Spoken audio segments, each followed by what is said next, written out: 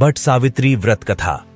हिंदू पंचांग के अनुसार ज्येष्ठ माह की अमावस्या तिथि को वट सावित्री व्रत पड़ता है। इस दिन सुहागिन महिलाएं पति की लंबी आयु और अच्छे स्वास्थ्य के लिए बरगद के पेड़ की पूजा करती हैं। इसके साथ ही वट वृक्ष से कामना करती हैं पति के साथ साथ संतान सुखी रहे। इस दिन बरगद के पेड़ की विधिवत पूजा करने के साथ व्रत कथा सुनना शुभ होता है। प्रसिद्ध तत्वज्ञानी अश्वपति भद्र देश के राजा थे। उनको संतान सुख नहीं प्राप्त था। इसके लिए उन्होंने 18 वर्ष तक कठोर तपस्या की, जिसके उपरांत सावित्री देवी ने कन्या प्राप्ति का वरदान दिया। इस वजह से जन्म लेने के बाद कन्या का नाम सावित्री रखा गया। कन्या बड़ी होकर बहुत ही रूपवान हुई। योग्य वर न मिलने की वजह से राजा दुखी रहते थे। राजा ने कन्या को खुद वर खोजने के लिए भेजा। जंगल में उसकी मुलाकात सत्यवान से हुई।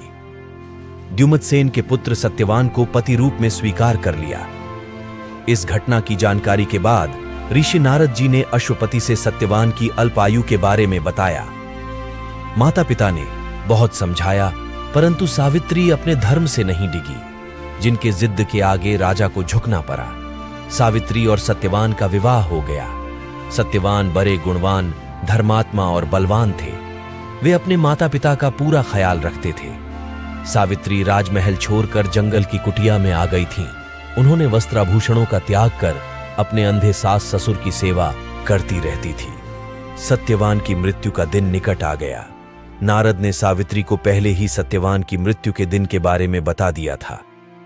समय नजदीक आने से सावित्री अधीर होने लगीं। उन्होंने 3 दिन पहले से ही उपवास शुरू कर दिया। नारद मुनि के कहने पर पितरों का पूजन किया। प्रत्येक दिन की तरह सत्यवान भोजन बनाने के लिए जंगल में लकड़ियां काटने जाने लगे तो सावित्री उनके साथ गईं। वह सत्यवान के महाप्रयाण का दिन था। सत्यवान लकड़ी काटने पैर पर चढ़े, लेकिन सिर चकराने की वजह से नीचे उतर आए। सावित्री पति का सिर अपनी गोद में रखकर उन्हें सहलाने लगीं। तभी यमराज आए और सत्यवान के प्राण लेकर जाने लगे।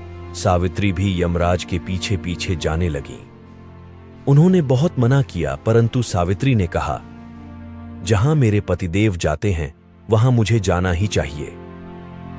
बार बार मना करने के बाद भी सावित्री पीछे पीछे चलती रहीं।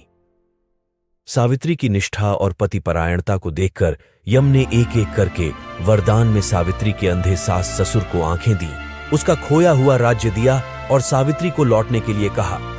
वह लौटे कैसे? सावित्री के प्राण तो यमराज लिए जा रहे थे। यमराज ने फिर कहा कि सत्यवान को छोड़कर चाहे जो मांगना चाहे मांग सकती हो। इस पर सावित्री ने 100 संतानों और सौभाग्यवती का वरदान मांगा। यम ने बिना विचारे प्रसन्न होकर तथास्तु बोल दिया। वचनबद्ध यमराज आगे बढ़ने लगे।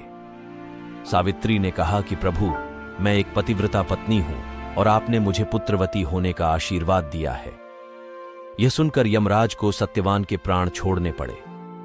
सावित्री उसी वट वृक्ष के पास आ गईं, जहां उसके पति का मृत शरीर पड़ा था। सत्यवान जीवित हो गए। माता पिता को दिव्य ज्योति प्राप्त हो गई और उनका राज्य भी वापस मिल गया।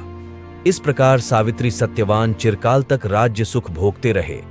अतः पतिव्रता सावित्री की तरह ही अपने सास ससुर का उचित पूजन करने के साथ ही अन्य विधियों को प्रारंभ करें। वट सावित्री व्रत करने और इस कथा को सुनने से व्रत रखने वाले के वैवाहिक जीवन के सभी संकट टल जाते हैं।